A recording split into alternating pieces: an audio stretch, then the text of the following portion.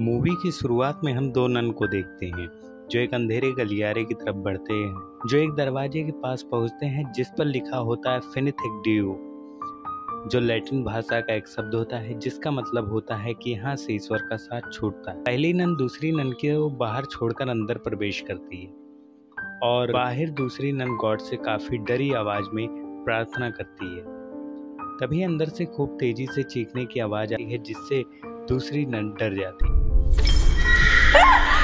और एक खून से सना हाथ बाहर आता है जो पहले नन का हो और वह जख्मी हालत में चाबी दूसरी नन के पास फेंकती और कहती हैं कि आप बहुत ही खतरनाक है, अब सब तुम्हारे हाथ में, और वह अंदर खींच लेती। तभी दूसरी नन वह चाबी लेकर अंदर भागते हुए एक कमरे में आती हैं। वह एक रस्सी लेती हैं। हम देखते हैं कि पास की दीवार पर टंगे जीसस क्रॉस का चिन्ह उल्टा होने लगता है।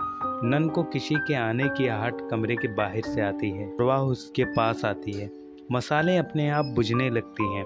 तभी जीसस क्रॉस का चिन्ह भी उल्टा होकर जलने लगता है और दूसरी नन की खिड़की पर खड़ी होकर गले में रस्सी डालकर गॉड से माफ़ी मांगकर कूद जाती हैं।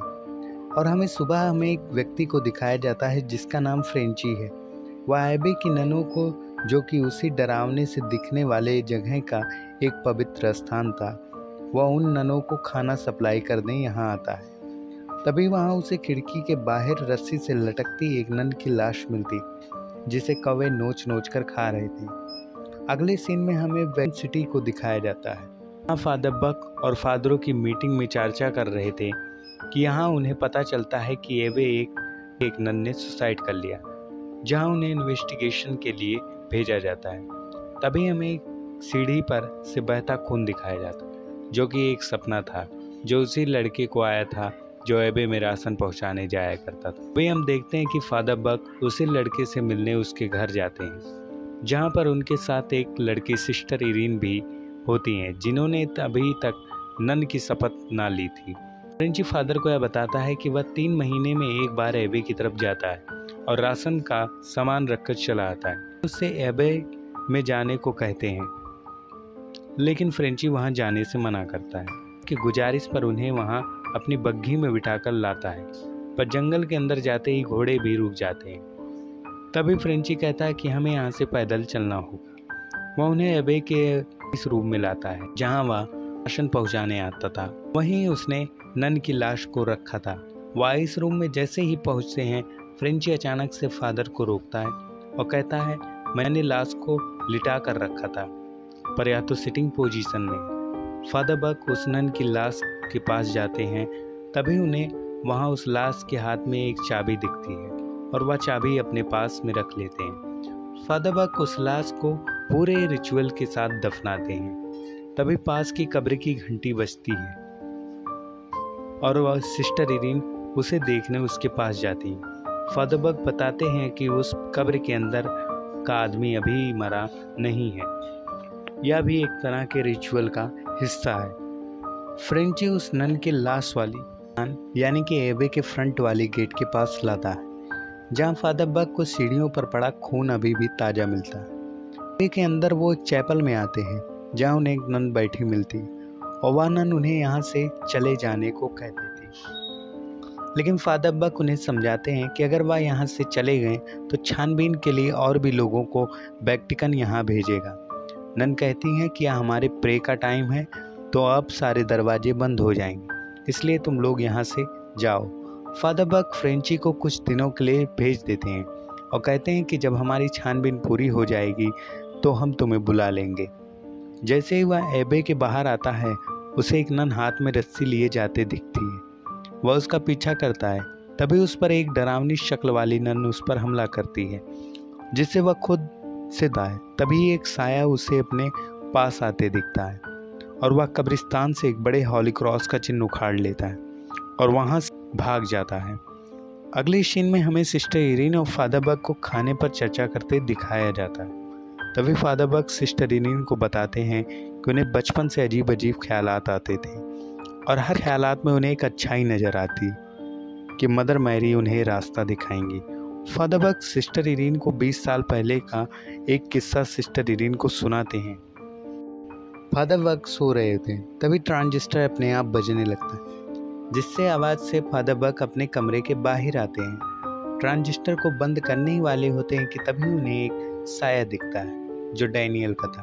वह ट्रांजिस्टर को बंद कर उसका पीछा करते करते एबे के बाहर आ जाते हैं। उसका पीछा करते करते खुद कब्रों वाली जगह पर आ जाते हैं। तभी अचानक उनके सामने डैनियल आ जाता है, जो अपने मुंह से एक सांप छोड़ता है जो फादर बग की तरफ बढ़ता है। फादर बग घबरा कर उसी घंटी वाले कॉफिन में गिर जाते हैं। तभी हमें सिस्टर इरीन को दिखाते हैं, जिनकी एक तेज हवा के झोंके से नींद खुल जाती, क्योंकि वहाँ उन्हें किसी के होने की आहट महसूस होती। वह कमरे के बाहर आती हैं और हम सिस्टर इरीन के पीछे उनके कमरे में ही किसी के साए को देखते हैं। वह एक कमरे में आती हैं जहाँ ढेरों मोमबत्तियाँ जल रही थी और एक बड़ा सा जीसस क्रॉस भी था, जहाँ पर जीसस का सर गायब था। हमें एक बड़ी सी परछाई दीवारों में दिखाई जाती है और सिस्टर इरीन उस परछाई को देखते देखते एक शीशे की तरफ मुंह करती है। अब वह आईने में अपने साथ एक खूंखार नन को खड़ा पाती है और इसी सीन में हमें नन का चेहरा देखने को मिलता है। सिस्टर इरीन वहाँ से भागते भागते कब्रिस्तान तक आती, जहाँ उन्हें कब्र के अंदर से फादर बग के चिल्लाने की, घंटी बजने की आवाज़ आती है और धीरे धीरे कर सभी कब्रों की घंटी अपने आप बजने लगती है। तब सिस्टर इरीन सही कब्र को पहचानने में कंफ्यूज हो जाती है। तभी वह अपना सारा ध्यान फादर की आवाज़ सुनने में लगाती और वह सही कब्र को पा जाती हैं। वह उन्हें कब्र से बाहर निकालने के लिए खोदने लगती हैं। तभी कब्र के अंदर वही नन फादर बग को पीछे से उनके चेहरे को अपने हाथों में जकड़ लेती, लेकिन उसके कुछ करने से पहले ही सिस्टर इरीन फादर बग को कब्र से बाहर निकाल लेती। तभी फादर बग को कब्र के अंदर कुछ किताबें मिलती, जिसे लेकर वह अगली सुबह सिस्टर इरीन के साथ एबे के अंदर जाते हैं। फादर बग मदर सुपीरियर को आवाज़ लगाते हैं। एबे का रास्ता खुल जाता है। मदर सुपीरियर वही थी जो शुरुआत में फादर बग बाहर जाने को कह रही थी। फादर बग को नन के हाथों से मिली चाबी को सिस्टर इरीन के हाथों में दे देते हैं और कहते हैं कि आपको इस चाबी के बारे में पता लगाना है। सिस्टर इरीन को एबे के अंदर एक नन दिखती है।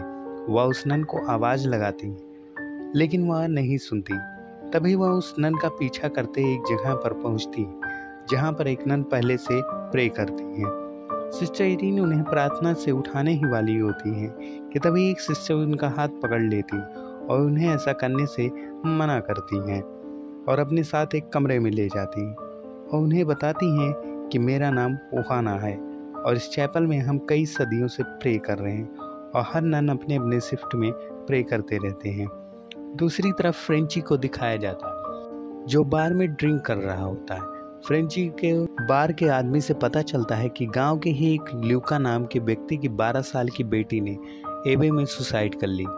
गांव की अभी बिगड़ती हालत तो स्थापित एबे के कारण हो रहा है। यह सुनकर फ्रेंची घबरा जाता है, क्योंकि एबे के अंदर अभी भी फादर बग और सिस्टर इरीन उपस्थित थे। वह बार में टंगी बंदूक लेकर एबे की तरफ निकल पड़ता है और अब हमें एबे का सीन दिखाया जाता है, जहां फादर बग कब्र से मिली किताबों को पढ़ रहे होते हैं। अचानक ही एबे का दरवाज़ा बंद हो जाता है। फादर बग सिस्टर इरीन के बाहर आने से पहले बंद दरवाजे को देखकर घबरा जाते हैं और वह सिस्टर इरीन को पुकारने लगते, लेकिन एबे से कोई आवाज़ नहीं आती। सिस्टर इरीन सिस्टर ओहाना से एबे का रहस्य पूछती है। इस पर सिस्टर ओहाना बताती हैं कि इस एबे को एक राजा ने बनवाया था, क्योंकि वह एबे के जरिए ही नरक की काली शक्तियों को बुलाना चाहता था। उसने काले जादू टोने की किताबें लिखी। इस बात का पता चर्च को लग गया और चर्च ने एबे पर हमला कर उस नरक के द्वार को जीसस के खून के कुछ बूंदे डालकर बंद कर दिया और इसको चर्च ने अपनी पनाह में ले लिया और इसको एबे में तब्दील कर दिया। इसके पहले यह राजा का महल हुआ करता था, लेकिन एक जंग में बमबारी के कारण एबे हिल गया, जिससे नरक का प्रवेश द्वार फिर से खुल गया। सिस्टर इरीन कल रात हुई उस घटना में उस नन का जिक्र करती हैं जो बिल्कुल पवित्र नहीं लग रही थी। इस पर सिस्टर ओहाना कहती हैं कि वह एक अपवित्र नन है। मुझे लगता है कि नरक का द्वार खुलने से ही वह यहाँ आई है, जो हमारे बीच नन बनकर घूमती है और हमको कमजोर कर वह एबे पर अधिकार करना चाहती और वह कहती हैं कि विक्टोरिया नन की मौत की वजह यह नन ही है। यह वही नन की बात है जिसे हमने फांसी लगाकर सुसाइड करते देखा था। सिस्टर ओहाना कुछ और बताती कि इससे पहले वहाँ एक तीसरी नन आकर सिस्टर ओहाना से कहते हैं कि आपके प्रे का समय हो गया और सिस्टर इरीन को यहाँ से जाना होगा। लेकिन सिस्टर ओहाना कहती हैं कि एबे का रास्ता बंद हो गया है, इसलिए सिस्टर इरीन को आज यहीं रात बितानी होगी। सिस्टर इरीन को सिस्टर ओहाना उन्हें एक कमरे में लाकर छोड़ देती और इधर फादर बक एबे के नक्शे में एबे का रास्ता ढूंढ लेते कि तभी वहाँ मदर सुपीरियर आती हैं, जिन्हें फादर बक कहते हैं कि इस एबे में कुछ तो गड़बड़ है। इस पर मदर सुपीरियर कहती हैं इसका कोई फ़ायदा नहीं है और सिस्टर इरीन भी कभी वापस नहीं है। जब फादर बर्क मदर सुपीरियर के पास जाते हैं तभी वहाँ अचानक से उन पर अटैक कर गायब हो जाती हैं। सिस्टर इरीन को एक सपना आता है जिसमें वह मदर मैरी उनको रास्ता दिखाएंगे। यह सपना उन्हें दिखाई देता है जहाँ पर उन्हें डीमन नन को भी सपने में वह अपने देखती हैं और इसी साथ वह सपने से बाहर आती हैं। वह अपने कमरे में किसी नन को प्रार्थना करते देखती हैं और प्रार्थना करते करते अचानक नन के हाथ जोर जोर से कांपने लगे, टूट जाती है और सारी उस माला की गुड़िया बिखर जाती। उनमें से एक गुड़िया सिस्टर इरीन के पास आकर रुकती है, जिसे उठाकर वह सामने देखती हैं तो वह नन गायब हो जाती है। तभी उन्हें सिस्टर विक्टोरिया का सुसाइड करते हुए दृश्य दिखता है और तब सिस्टर इरीन के कमरे का दरवाज़ा खुल जाता है। वह अपने कमरे से बाहर आकर चलते चलते उस दरवाजे तक आ जाती है जहाँ पर फिनिथिक डियो लिखा था, जिसका मतलब ईश्वर का साथ यहीं तक। सिस्टर इरीन दरवाज़ा खोलती है और वह डीमन नन उनके सामने ही आ जाती है। यह देखकर सिस्टर इरीन वहाँ से भागने लगती है। तब वह नन अपनी काली ताकतों से सिस्टर इरीन को खींचने लगती है और वह उन्हें खींचकर दरवाज़ा बंद करके उस पर लगा देती और अचानक से दरवाजे के बाहर अपने दोनों हाथों को निकालकर वह सिस्टर इरीन को जकड़ लेती है।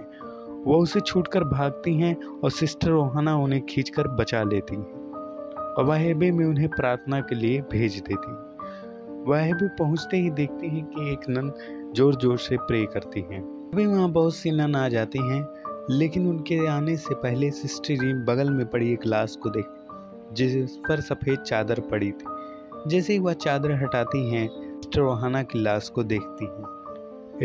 इधर फादर बक पर डीमन नन डेलियन बनकर हमला करती है और फादर बक जैसे तैसे कर उससे अपनी जान बचाकर भागते हैं। उधर वो सारी नन आकर सिस्टर इरीन को अपने साथ प्रार्थना करने को कहती हैं। वह नन काफ़ी हड़बड़ाहट और डर में रहती। मदर मैरी की आंखों से खून बहने लगता है और शैतान उस पवित्र एबे में आकर सारी प्रे करती ननों को दूर फेंकने लगता है। लेकिन सिस्टर इरीन गॉड पर ध्यान लगाते हुए अपनी प्रार्थना जारी रखती है। फादर बक भागते भागते आइस हाउस में पहुंचते हैं जहां उन पर एक नन हमला करती है, मगर तभी फ्रेंची आकर उस नन को शूट कर देता है। प्रे करती सिस्टर इरीन पर वह शैतान अटैक कर उनके बॉडी पर काला जादू का चिन्ह बना देता है और तभी एबे में फ्रेंची और फादर बक आ जाते। सिस्टर इरीन वहां जाकर उन्हें बताती हैं कि सभी नन प्रे कर रहे हैं, लेकिन जब वह पलटती हैं तो वहाँ कोई नहीं होता। वह सिस्टर ओहाना की लाश को देखने गई तो वहाँ लाश देखकर समझ गई कि अब कोई नन जिंदा नहीं और शैतान के आने से यह एबे भी अपवित्र हो। तभी वह नन फादर बक पर हमला कर देती, लेकिन फादर बक उसे पवित्र जल के जरिए कुछ मंत्र पढ़कर जला देती है। फ्रेंची उन्हें चलने को कहता है, लेकिन सिस्टर इरीन कहती हैं कि बिना नर्क का द्वार बंद किए वह नहीं जाएंगे और सिस्टर विक्टोरिया ने सुसाइड नहीं सैक्रिफाइस किया था क्योंकि शैतान को इस दुनिया में आने के लिए एक बॉडी की ज़रूरत थी। और सिस्टर इरीन फादर बक से कहती हैं कि हमें जीसस क्राइस्ट की पवित्र निशानी को ढूंढना होगा। पूछते हैं यह निशानी कहाँ मिलेगी। इस पर सिस्टर इरीन कहती हैं कि मदर सुपीरियर की लाश तहखाने में मिली थी और मुझे तहखाने का रास्ता मालूम है और यह जीसस क्रॉस का चिन्ह भी उसी तहखाने में मिलेगा। और सिस्टर इरीन इसके लिए नन की शपथ ले लेती हैं। वह उस तहखाने में आ जाते हैं जहां मदर मैरी की मूर्ति थी। पर्टिकुलर डायरेक्शन में पॉइंट करती हैं और उनकी पॉइंट करती वह उंगली चमक भी रही थी। सिस्टर इरीन उस दिशा की तरफ बढ़कर एक पत्थर में वह चाबी लगाती जो कि एक तिजोरी जैसा था, जिसमें से उन्हें वही पवित्र चीज मिलती है जिससे जीसस क्रॉस का पवित्र खून था। वह उस निशानी को सिस्टर रीन के गले में लटका देते हैं और वह उस फिनिथिक ड्यूड दरवाजे के पास आकर उसके अंदर चले जाते और तीनों अलग अलग दिशा में निकल पड़ते हैं नरक प्रवेश द्वार की खोज के लिए। सिस्टर रीन जिस दिशा में गई वहां उन पर एक शैतान नन ने हमला कर दिया। सिस्टर रीन उस नन से बचकर भागते एक दरवाजे के अंदर आ जाती हैं, जहां वह खुद को उस घेरे में पाती हैं जैसा उनके बॉडी पर उस शैतान ने बनाया। सिस्टर इरीन कई सारी शैतानी नन के बीच फंस जाती हैं। सिस्टर इरीन की चीख सुन फ्रेंची उस दिशा में भागता है और इधर फादर बक का रास्ता रोके कई सारी शैतानी नन खड़ी थी, मगर फादर बक आग के जरिए क्रॉस का चिन्ह बनाकर उन्हें रोक देते हैं। इधर फ्रेंची दरवाजे के अंदर कई सारी शैतानी नन को देखता है। वह उनके बीच से निकलकर आगे आकर देखता है जो एक घेरे के अंदर पोजेश सिस्टर इरीन का मास्क हटाता है और उस डीमन नन के वश में आकर सिस्टर इरीन ने फ्रेंची पर हमला कर दिया और वह उसके पास आकर उसे मारती। इससे पहले ही फ्रेंची ने सिस्टर इरीन के गले में पड़े उस पवित्र निशानी में से जीसस का खून निकालकर सिस्टर इरीन के माथे पर लगा दिया, जिसे वह नन सिस्टर इरीन के शरीर से बाहर आ जाती है और वह सिस्टर इरीन का गला पकड़ आगे आ जाती है कि तभी फ्रेंची उन्हें धक्का खुद ही आगे आ जाता है। तभी सिस्टर इरीन फ्रेंची को बचाने आगे बढ़ती हैं कि डीमन नन उन्हें अपनी शक्तियों से दूसरे कमरे में फेंक देती है जहां पानी ही पानी भरा होता है। दूसरी तरफ फादर बक पर डैनियल का रूप लिए वह शैतान हमला कर देता है जो उसके मुंह से निकले सांप के कारण उनकी एक आंख को घायल कर देता है। जब सिस्टर इरीन पानी से बाहर आने लगती हैं तब उन्हें अपने गले में उस पवित्र निशानी के ना होने का एहसास होता है। वह निशानी पानी में गिरी दिखती है। तभी पानी के अंदर से डीमन नन बाहर आकर सिस्टर इरीन पर हमला कर उन्हें पानी में डुबाकर मारने लगती है। तभी फादर बक वहां पहुंचकर डीमन नन को कंट्रोल करने की कोशिश करते हैं। वह नन उन्हें उठाकर फेंक देती है। तभी सिस्टर इरीन पानी के अंदर उस पवित्र निशानी में से जीसस का खून अपने मुंह में भर लेती है और उस खाली पवित्र निशानी को डीमन नन को देती है, जिसे देखकर वह डीमन नन उन्हें पानी के बाहर निकालती है। मौका पाकर सिस्टर इरीन जीसस के पवित्र खून को उसके मुंह पर थूकती हैं, जिससे धीरे धीरे कर वह डीमन नन दोबारा पानी के साथ उस नरक के प्रवेश द्वार में वापस फ्रेंची सिस्टर इरीन को पानी के बाहर निकाल कर लाता है और यहाँ पर वह अपना असली नाम मूरीस होता है। फ्रेंची सिस्टर इरीन और फादर बक को लेकर एबे से बाहर निकलकर अपने बग्गी में लाकर उन्हें अपने साथ ले जाता है। इसी दौरान हम देखते हैं कि फ्रेंची के गर्दन पर उल्टा क्रॉस का चिन्ह बना होता है, जो कि सिंबल होता है कि शैतान अभी भी इस दुनिया में है। तो मूवी यहीं पर एंड हो जाती है। वीडियो को लाइक करें, चैनल को सब्सक्राइब करें और बेल आइकन जरूर प्रेस करें।